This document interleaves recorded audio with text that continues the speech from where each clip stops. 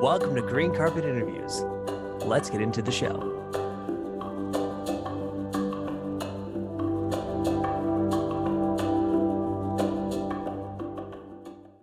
Hey everybody, welcome to Green Carpet Interviews, the show where we talk about cool green stuff like apples and no, I'm just kidding.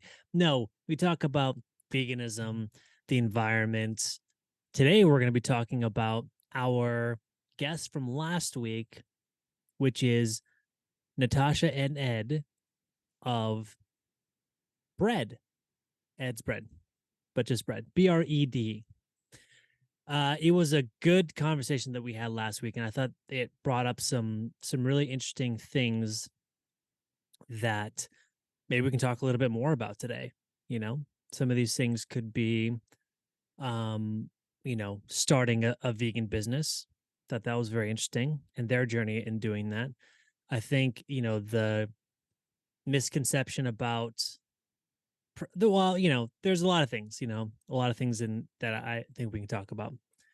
Um, what do you remember most from that conversation last week?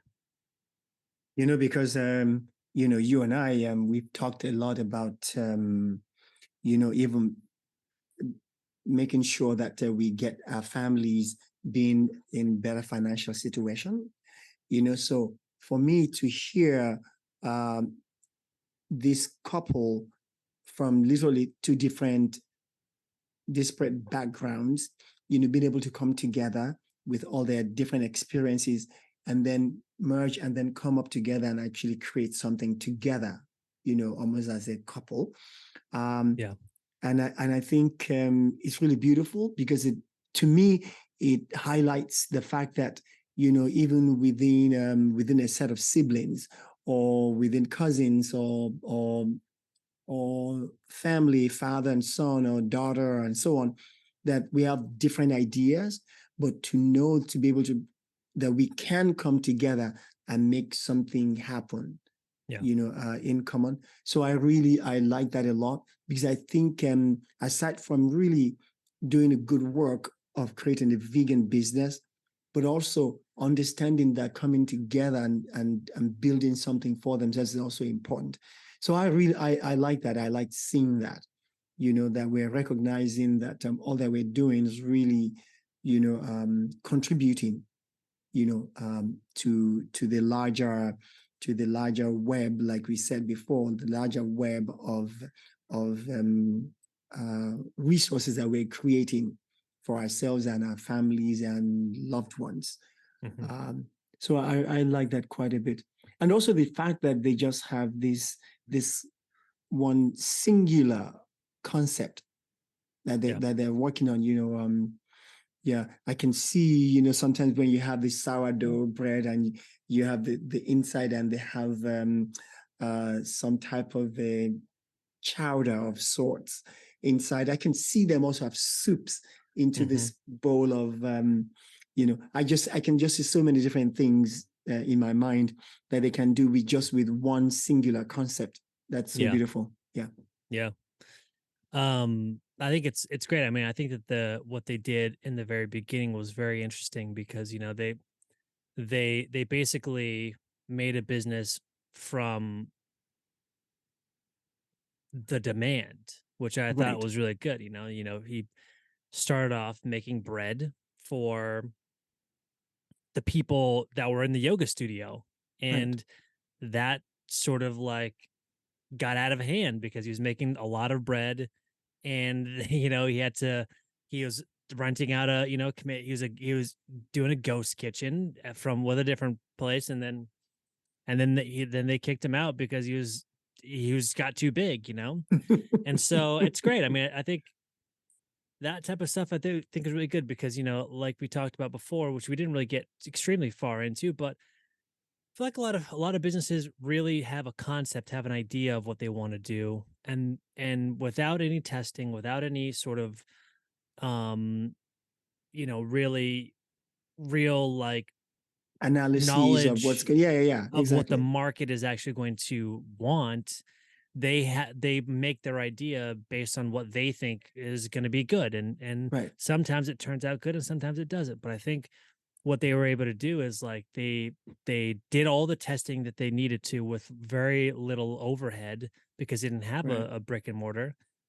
And then they decided that that was a good idea, and then they took on the responsibility of taking the brick and mortar, but after they'd already really proven it out and tested, so that was really, I think that was really good, and it was really smart of them to do. I also it's a testament to like when you first meet somebody and you're going to be in a relationship, or you have an idea, or you're going to just whatever it is, right? At the very beginning, it's like, okay, it almost feels like it's just for fun, you know but to know that whatever that is that you're going to do, yeah, if you happen to stick with it for the next 3, 4, 5 years, it becomes important, Yeah. and that often when we start something, we don't realize how important it is, Yeah. but like, if we can just say, what, I think this is actually, I love doing this, and this can actually work, and then to put enough energy behind it Hmm. to give it some momentum, and that's what they've done, Yeah. because to just make some bread in some kitchen, right? Yeah. And then people were demanding more, and they made more, and then eventually they realized, oh wow, this is actually something bigger than just us. But Yeah. to take it seriously enough that they could get up in the morning to say, okay, we're gonna go do this. Yeah. we, Totally. we have to we have to do this bread, right? So they go in there and get it done. So I think that's fascinating, to be able to have that.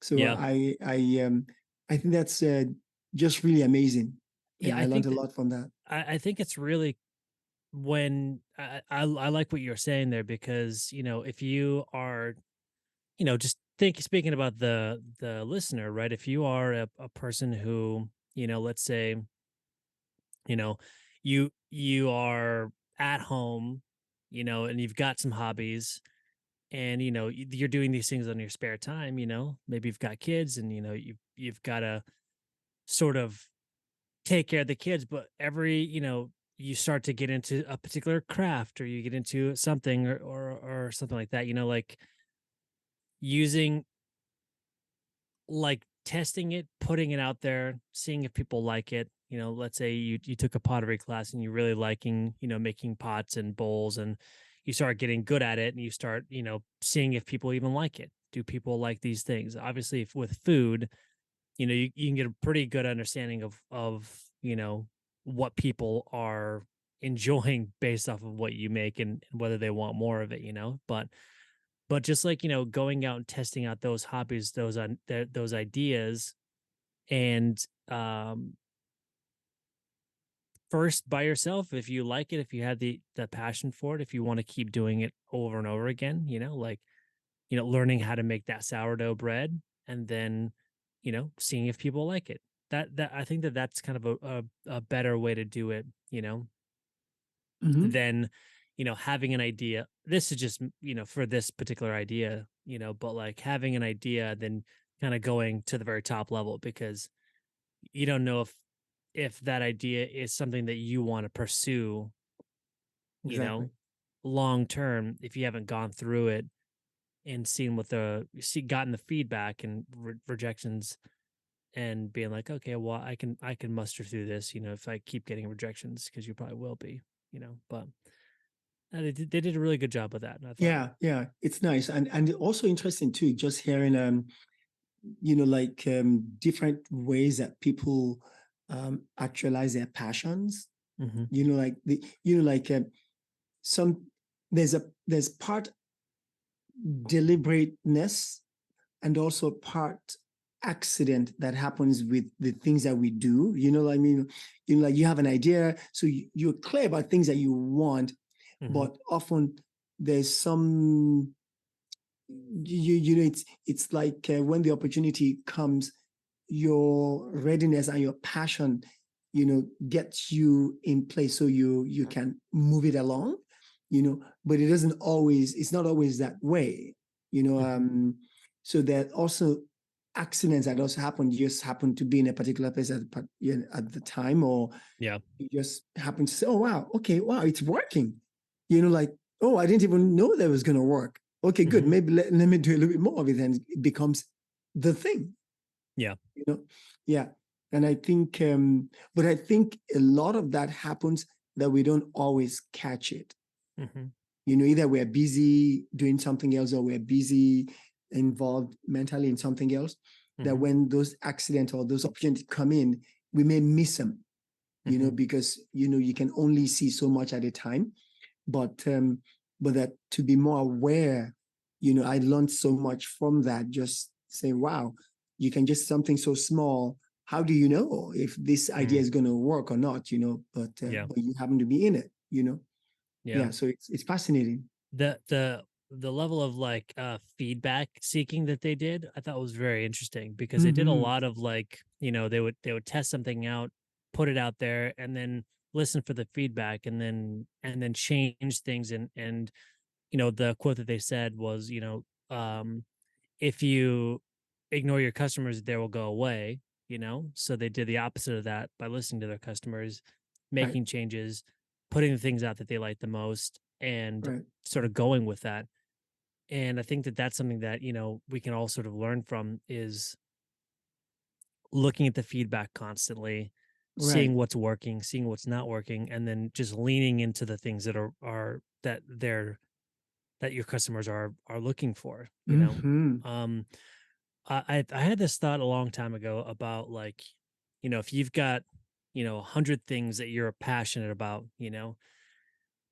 um like, or 10 things. Let's pare it down to 10 things, right? You got 10 things you're passionate about, and they're all very different, right? Like, yeah, it's, you like to write, but then you also like to BMX, then you also like to play the piano, then you also like to film or whatever, right? Like you can put all these things out into the world, and see sort of how the world is responding to these things, and then whatever does the best, you just like drop the other things and then focus on that one.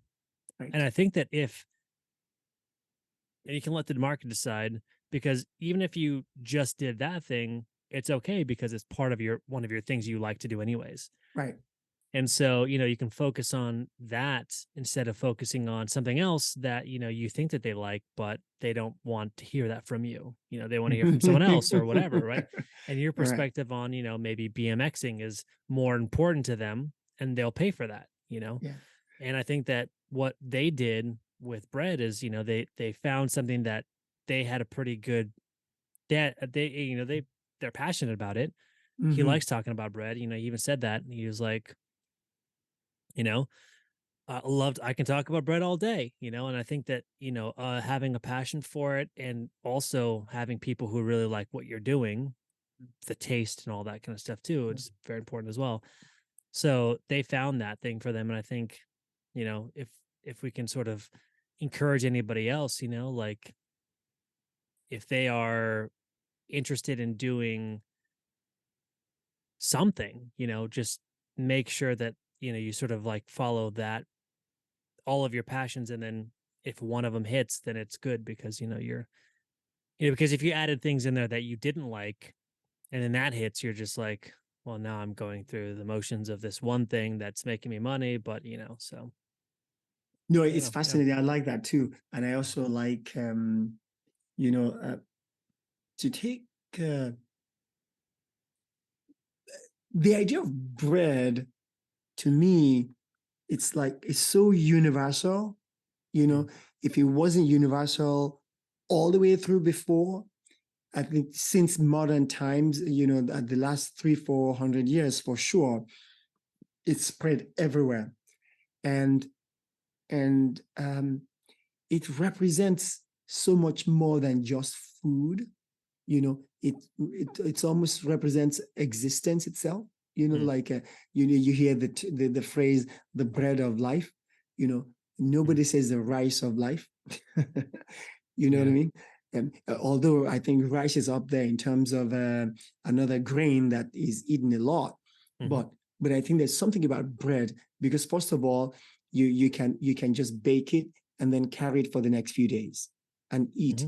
Mhm. And most people that will go, for example, for hikes or camping or whatever, we take something baked, and Mhm. bread tends to be one of the best things you can do. You can eat it by itself. You can put something in it. You can eat it from the inside out by hollowing it out, eating all the soft part, and then keeping the shell, as Mhm. a snack. Yeah. You know what I mean? Like, it's got so many uses in terms of keeping us going, and even during hard times, they would often give it to is what they would give to, like, kids, Mm. just so they know that they're not going to be hungry the next morning, for example. Mhm. So it's fascinating. Yeah, I it's learning a lot too, and it also helps us, at least for me, to say, how do we narrow what we're doing? To say, this is the through line. For them, bread it is. And Mhm. anything around bread they can do. Yeah. um, how do we narrow down so we have this thing that is if they say, what do we do, we can say, it's this. Mhm. For them, it's bread. you know and Yeah. I can see how they can write over 100 recipes just on bread. Yeah. Really makes sense. But yeah. Yeah. So what you're saying is, like, being able to find the through line for yourself as, us or the listener, that sort of can be the thing that you can, like, sort of focus on, you know? Right. Yeah. Right. The anchor, that says, this is what we're always doing, that's what we're about. So that even if we hold on for 100 years and they come back and say, what do they do? It's Mhm. the so all the different recipes around the bread Yeah. are only anchored, To or are bread. only there because of the bread. Yeah. So it's fascinating to be able to have that. Yeah. It's interesting. And I've been having this thought, and I think we've talked about it a little bit before, but not a lot before. Um, this whole concept about niching down and just like Mm-hmm. being, not trying to be all things to all people, but being, one thing very well to a lot of people, Right. you know, Right. and I think that they've done this very well, and I think it's Mm-hmm. good for a lot of us to sort of focus in. And this is a very entrepreneurial sort of like episode, I feel like, but a lot of us to sort of focus in on what is that thing that we want to do, that we want to be known for, we want to people to understand about us, because we can then focus, get more nuanced with Mm-hmm. some of these things, some of this information, and um we can start to explore within um that sort of like narrow field, because you can widen it out, right? Like, if you're thinking, okay, well, these people just talk about bread, it's like, okay, well, there's bread, but then you're like, oh, well, hold on a second, like cinnamon rolls, there's like different types of bread. You can make mountain bread, you can make sourdough, you can, now you get a sourdough starter, like now you're kind of getting into the world of what bread Absolutely. means. Totally. And you have more, you have more flexibility, and Totally. but if you're like talking about bread one day, then you're talking about pizza the next, and you're talking about, I don't know, seitan the next day, it's like, okay, well, you're kind of all over the place here. And sure, like, you can talk a little bit about it, but like you won't be able to get the detail that I think that they're going to be able to get, um by talking about a bunch of different types of things, That's so right. you can Yeah. kind of Yeah. cinch in a little bit. So It's interesting, like some restaurants may be it may be like a noodle, like all they do is like just ramen. noodles, like a ramen, right? They just Yeah. do everything around it, right? Hmm. Or even rice.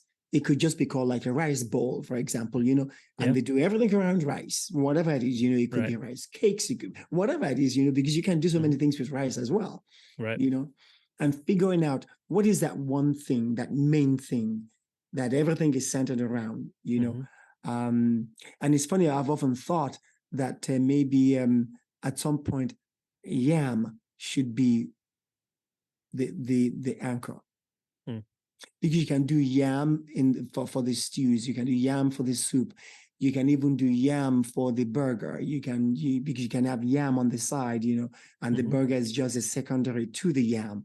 You can do, it's interesting, you can do even the tacos, you can do yam in the taco, so yam becomes the main thing that anchors this, so it'll be fascinating to be able to see how we evolve, and how we find that anchor, that one thing that says that's what they do, that's it's fascinating. Yeah, I'm looking forward to the changes and how we evolve, into that anchor product.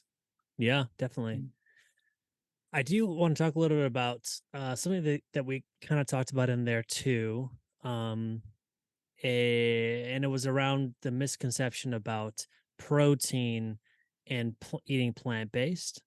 I think this might have been in the after show, but we talked a bit about like how, a person, you know, who's looking for protein could come to bread and be like, oh, well, that's not, there's no protein in that, but the gluten has the protein in it. That's right. And that also sort of spiraled into, like, well, a lot of misconceptions about, eating plant-based is surrounding protein and whether, Right. you're getting enough protein with your food. And sure, I think that you can eat potatoes all day long, and potatoes have a little bit of protein, but they don't have nearly as much as other types of food. Um, and you can have an argument that yeah, you're eating vegan, but you're not eating enough protein or whatever. And sure, that Right. makes sense. But I think that this is something that I think it just talked about a lot. That there's not a lot of protein, but I feel like there are so many different recipes that you can. There's so many different types of protein within vegetables, like broccoli's got you obviously know all the beans and the legumes have protein in them, that but things like broccoli, things like the leafy greens, like all these things have a little bit of protein in them, and if you were to put them all together, you'd have a pretty sizable amount of protein in one bowl, or in a meal. um but what have you sort of like seen as like an argument for the protein sort of debate? It is interesting. When Natasha really talked about the different proteins that we get from different, and the different strands of protein, they're not the same. Right. That really got me to say I've got to find out more. To say, like, and how can we make sure that people are clear to say, oh, we are in this food has got this type of protein and this type of protein over here. This is the one that you need for this or this for that. But in general, I think most people, at least from what I understand, from what I get or gather from my interaction with people around food and some of our food, is that they're more concerned about wheat, gluten. That's what I think is most of their concern. People don't often even think of the gluten that comes from, maybe oat or something like that. They're not thinking about that. But I definitely I'm inspired to actually do more research, and find out more about all the different proteins, Yeah. Just for clarity, she talked about the fact that there are different types of, like, there's the gluten is a protein, and that protein is found in various forms in right. different types of items. you know um the wheat, then there's the rye, barley, like there's a bunch of different types of glutinous proteins, but some people are have an intolerance or an allergy to some but not to others. Mm, And so that's sort of, I'm just clarifying for the audience like what was said before, because that I think was in for the sure. after show. Yeah. No, it was great. I learned a lot from them, and it's really nice just having all these um, dialogues with all these amazing different people doing so many different things. What I also love is the fact that they don't have to be big. Hmm. Just small business owners, ordinary people, just really just trying to do the right thing. And it's so beautiful too, because I listened to some short, I think is this institute in New York. I forgot the name now, but anyway, they interviewed one North Korean immigrant to US, and she was talking about the uniqueness of the United States being a country that really protects the individual. That our system is designed to protect the individual, and so therefore it's a value that's very unusual. For majority of countries in the world, they don't have this type of protection for the individual in this way. Hmm. And I thought, there has to be a balance between the need of the individual and the need of the collective. Hmm. Like, because although the individual is so important to us, and that's the reason why I think most of us are here, we appreciate that. We know we can achieve something. Even when we fall, we can rise again, Hmm. without needing to worry about the collective making judgments on us, because we are protected as individuals, so we can move ahead. We can change location and just Mm. do what we need to do.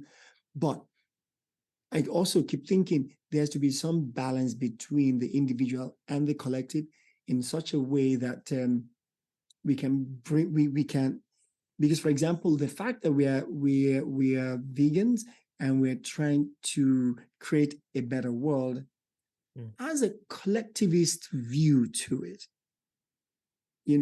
but it also takes the strength of the individual to make that change, so Hmm. that the old collective can also move forward, Mm. if you know what I mean. So it's not an easy thing to say it's just all individual or it's just all collective. I think it's a balance. We are doing this dance back and forth, Hmm. in our businesses, or in the things that we do with other people. We create systems or processes that allow us to be able to move better Hmm. within that environment, right? Yeah. And that's a collectivist type of notion. And yet, we need pioneers to be able to come with the new ideas and new ways of thinking, from the individual, more individual thinking. So Hmm. it's a combination of all. I was just thinking about how the vegan journey and the vegan concept, also has to come from the individual thinking to the collectivist thinking, back and forth and stuff. So Yeah. yeah, I thought that was because when I heard that from that short, I thought, there has to be a better way to address this in the things that Hmm. we're doing in our lives. Right. So yeah. I mean, I think that's definitely true, and it's definitely right to that. The vegan journey is sort of a straddling of both concepts.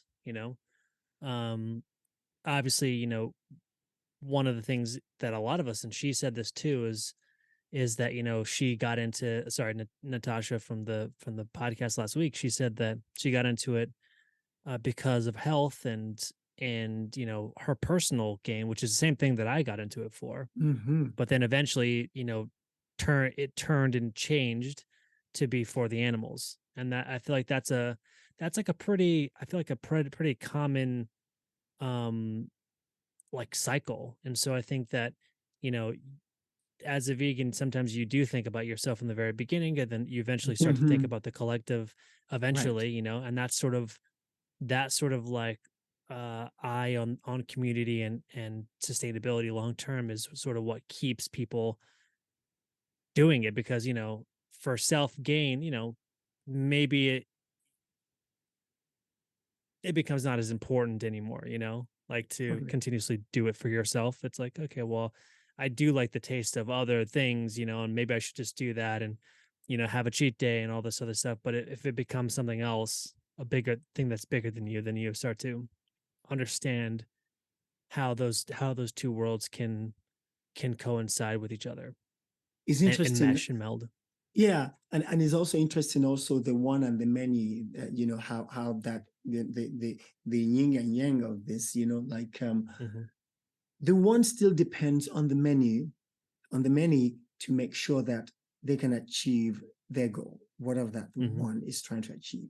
But the many also really needs the innovation of the one, Mhm. the one that stands out in the crowd that says, we've been doing this for so long, let's do it differently. So there's a dependency that we have, and so the power to be able to be part of the many, and Mm. also be able to be an individual when it's necessary. I think it's the dance that we need to be doing for sure. Mm. And I think often when there's a black and white view of individualism or black and white view of collectivism, then we run into problems, because then it's just all polarized, as opposed to seeing everything as a tool for humanity to achieve. Like sometimes I need a collectivist view, sometimes I need an individualistic view, so we can achieve all that we're trying to achieve, because we're we're a collective of individuals. Yeah, it's true. So it's important. It's so important. So Yeah, this was great. yeah, it was Yeah. very good. Looking forward to next week's episode. Yeah. And yeah, thanks everybody for listening to this podcast. If you want more, just check us out on all the platforms. And thanks again. Yeah. See you guys next time. All right, bye. Thanks for tuning into this episode of Green Carpet Interviews. We hope you found it informative and inspiring. This show was brought to you by Veg on the Edge, our vegan restaurant in Santa Cruz and San Luis Obispo. If you're in the area, be sure to stop by and check out our delicious plant-based dishes. Check out vegontheedge.com for more information. To stay connected with us and learn more about conscious living, follow us on Instagram at Green Carpet Interviews. We love hearing from our listeners and would love to hear your thoughts and feedback. Thanks again for listening, and we'll see you next time on Green Carpet Interviews.